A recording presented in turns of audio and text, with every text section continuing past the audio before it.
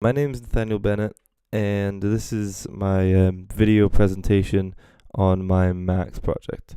Um, what you're looking at, is the final product in presentation mode. Um, it's designed to look like an old television set. I had that idea right from the start.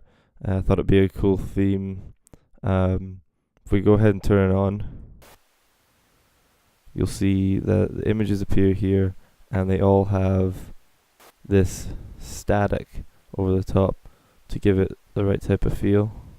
If we turn the volume up,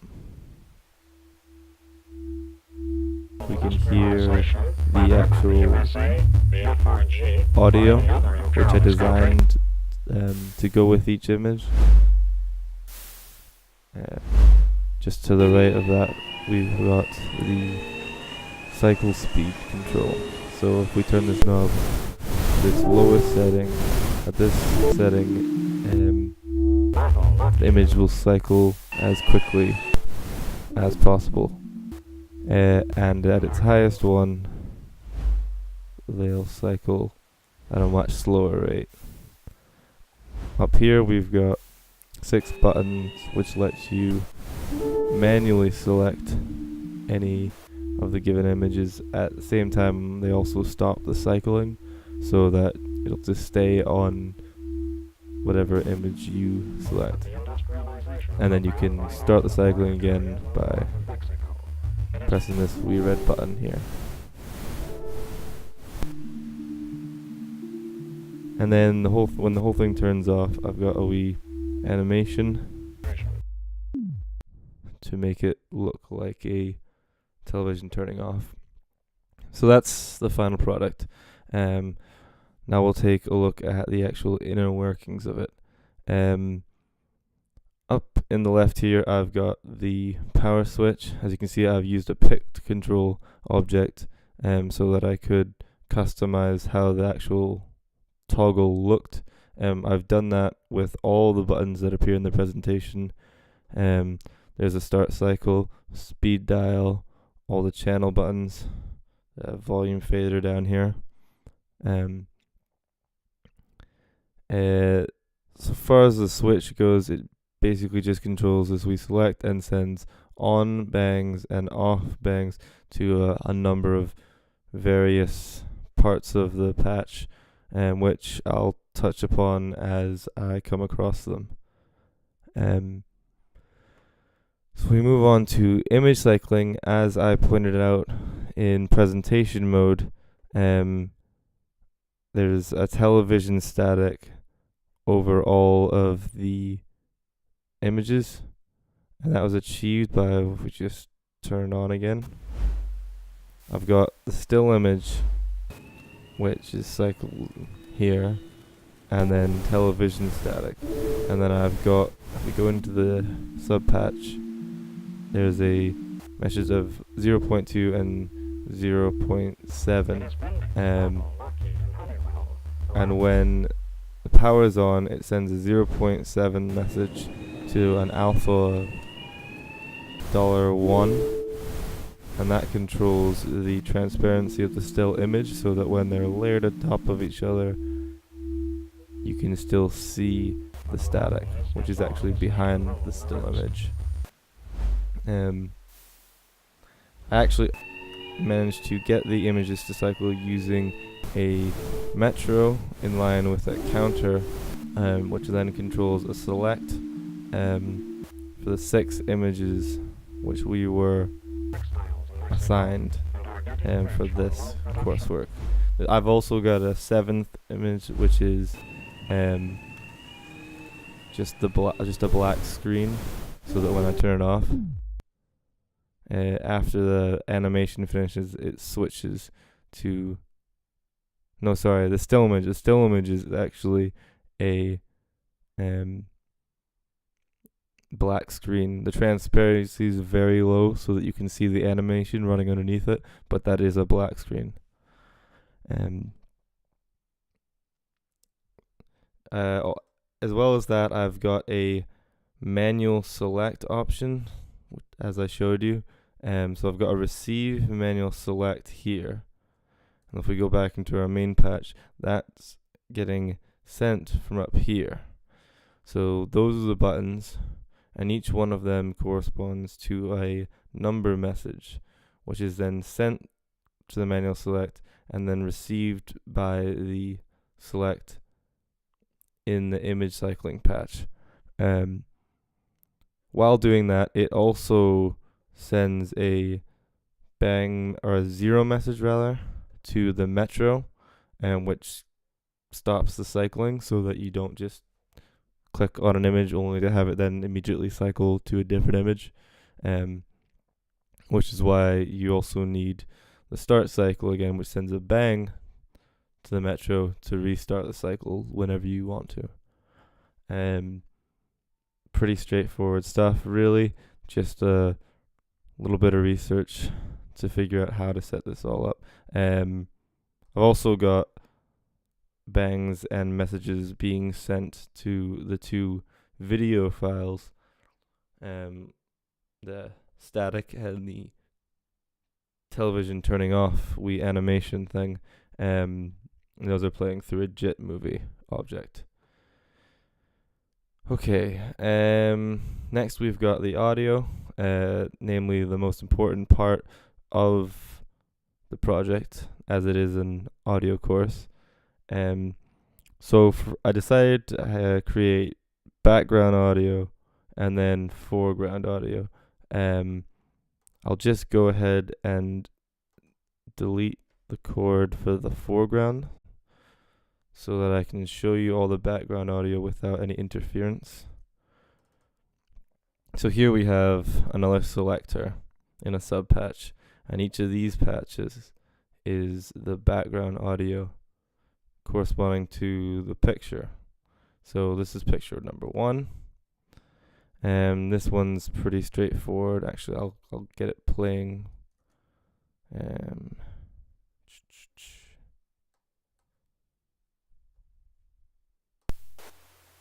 So there. So that's just an audio playback. You can hear that siren is got an envelope on it so that it comes in there. Actually turn up the audio a wee bit so you can hear better. There we go.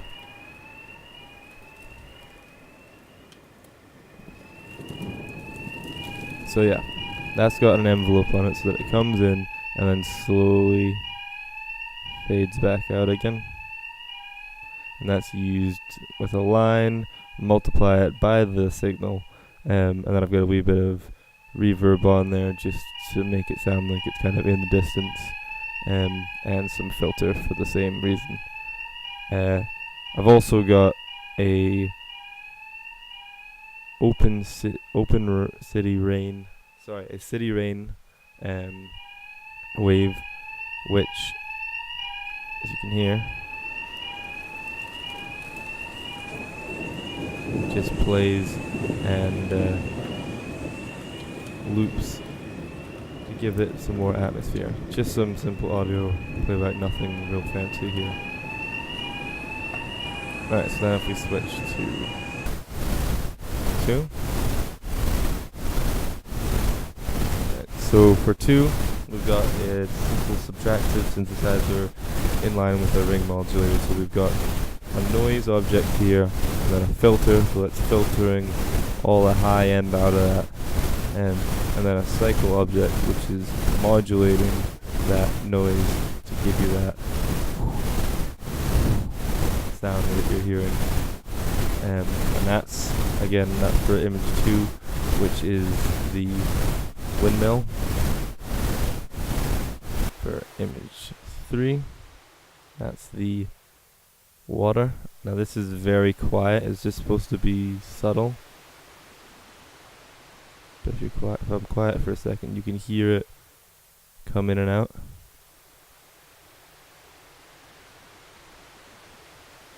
And it's just supposed to be kind of calm, relaxing waves. And again, that's just a subtractive synthesizer. 3 noise objects filtered, two of which rather are then modulated using a simple ring modulator, and then they're all added together. So that's subtractive, and then ring modulation, and then additive synthesizer. Number 4, that's an image of those 2 power lines. When we go into this, it's a simple additive synthesizer and a ring modulator. So we've got quite a few different cycles in this, all modulating each other in an effort to really kind of give a wonky pulse pattern. It doesn't kind of stay the same, it evolves over time. And then I've got a slight saw, which actually, well, I've forgotten to edit that. So, mistake there. Just forgot to. I think at one point I had a load bang in there, so I realized that I could just type in the value, and I deleted the load bang, but I forgot to retype in the value there. So that's that sorted now. But so yeah, you can hear there's a buzz there, made by the saw as well. Okay. So that's that, and then we have 5, which I believe is going to be another additive synthesizer. Oh, it's a step sequencer, but then if we actually go into the synth, which is down here in the poly tilde, we'll see that it is indeed another additive synthesizer. Just a cool noise that I liked, and the step sequencer is really fun to make and mess around with. You know, I can just mess with it and do loads of stuff, but obviously I've got it set to that with a message being sent so that it always loads this pattern whenever the patch is started. Okay, so that's that, and then 6. What is 6? Subtractive synthesis again. Nothing much noise. Got some envelopes on this time, and then filtered. And those are both sent out, and that's for whatever is that for number 6. Yeah, so that's you've got the first one is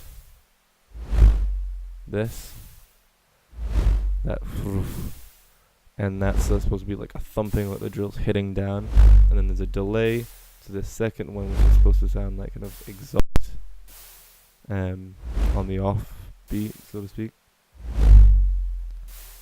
And that's all for the background. It's mostly just additive and subtractive, synthesizers and such. So it's very straightforward stuff. But I play around a bit more in the foreground. So now I'll just delete, if I can click it. Delete the patch code for the background and reconnect foreground.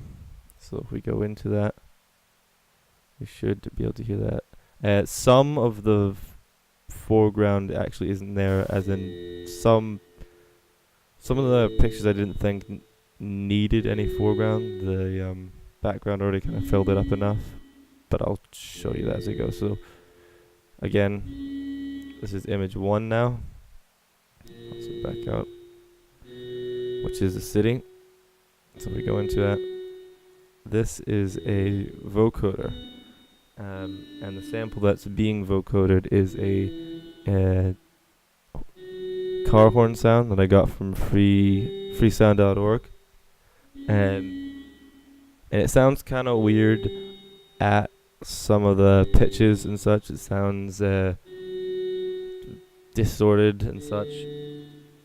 But I kind of liked it regardless, because I think the patch as a whole well, someone else actually told me that the patch as a whole has kind of a creepy feel, and I wanted to keep that going, so I didn't bother to try and mess with it too much to make it sound more natural.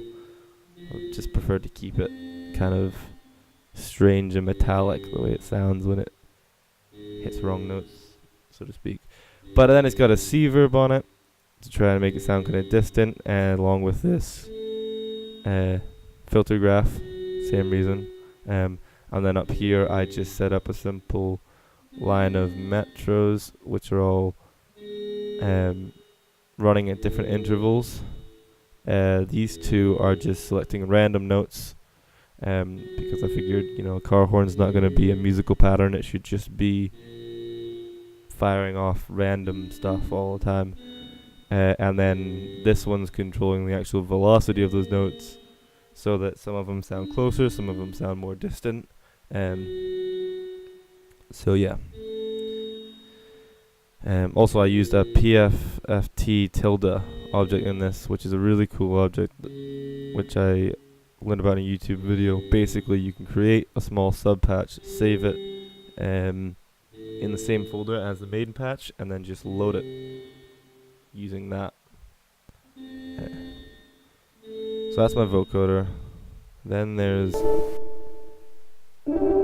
image 2, and that's a Carplus Strong, I believe. Yeah, Carplus Strong synthesizer, which is meant to emulate string sounds.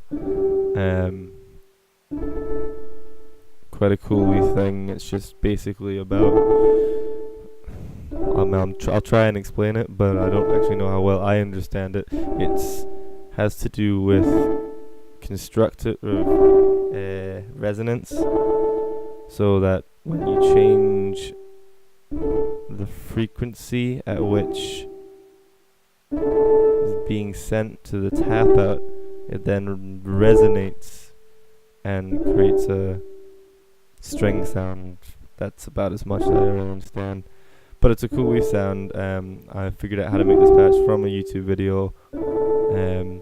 I gave it a wee bit, a second delay, but this one actually you can hear it, which is just to give it a little kind of airy sound. Same reason I've got this filter in, because I thought it sounded a bit harsh without it. Oh, or non-existent. That's strange. Yeah, there we go. Just sounds kind of noisy, so I just mellows it out a wee bit.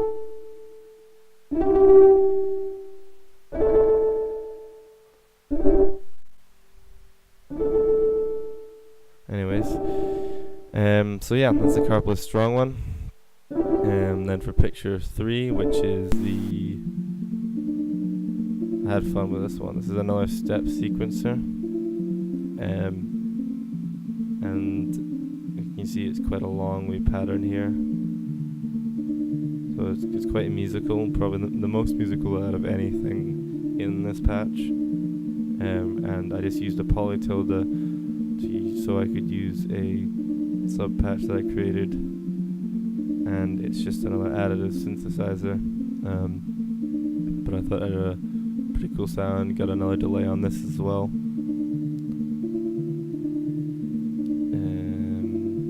Then for 4, I didn't actually add any foreground. If I reconnect this, so you can just hear, that just already to me sounds quite full. I think that adding anything else to this image would have just sounded like clutter, so I just left it like this. Disconnect that again. Image 5 though, I've got on USA, the FRG, and this is a granulated synthesizer. Again, just learned how to make this. Actually, learned how to make this one based on the lecture notes. And this is really fun to play around with. I've got the actual settings so that it's very close to its original run back speed, so it doesn't sound all grainy, it just sounds kind of distorted and robotic, because I wanted people to be able to understand what was being said if they actually listened. It's this old radio broadcast that I downloaded, and it's just kind of talking about industry. I thought it suited the patch quite well. And then again for 6, if I connect it again, I only used background for this one. This time there is room for more in it, but I quite like the emptiness of the patch, because I think it drives home exactly what's happening here. That I don't know. The impact of the drill and the exhaust, I just think sound quite nice. I think adding something else to it could have ruined that. Okay, so that's all the audio corresponding to the actual images. As you can see here, I also have an overdrive in it. That's just to give the patch a little bit more oomph, a little more volume, and also give it a little bit of distortion, because I thought that's appropriate for something that's supposed to be on an old television set. Here also though, I've got white noise, as I mentioned. I know it's very subtle. I can turn up.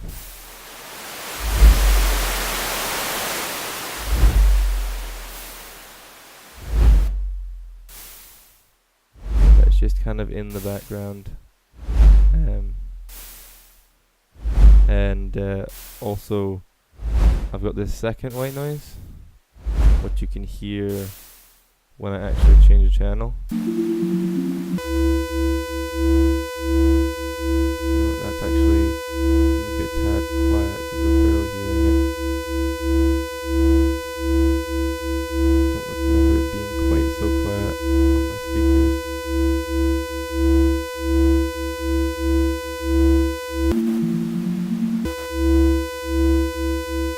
Industrialization, whether by the USA, the FRG, or any other imperialist country, means super profit for the monopolies as long as they can rule the roost.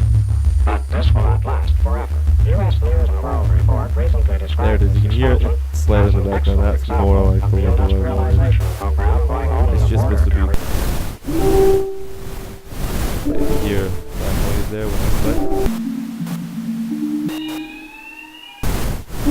Where it's slightly, it's this quick shot of a high pass noise. That's that second one here, and that's just to give an effect to the channels changing. And then there's TV off. This just fires whenever you actually switch the TV off. So if we do that, you'll hear. That's just a sine wave, which has got its pitch automated using a line object, so that it slides down. See if I can. If I close that up, you should be able to see it when I click it. There, so you can see that changes, slides down. And gives that turning off effect. Then all of that's running through a selector, and this is all to the on, this is for the off, so that's controlled by the power, and then all of that goes to the SDAC. And then up here I've got all the graphics for the actual presentation mode. Originally I had FPICs, and I just dragged the graphics into those FPICs, but it was very inconsistent. Sometimes it would load the pictures, sometimes it wouldn't. So instead I just made these message boxes and saved the photos in the same folder as the project. Added a load bang, and they've been loading no problem since I did that. Those were the final touches I put, and that brings us to the final product here. I put a lot of time and effort into this, so I hope you like it, and I hope that my explanation was thorough and clear. And thanks for taking the time to watch. All right.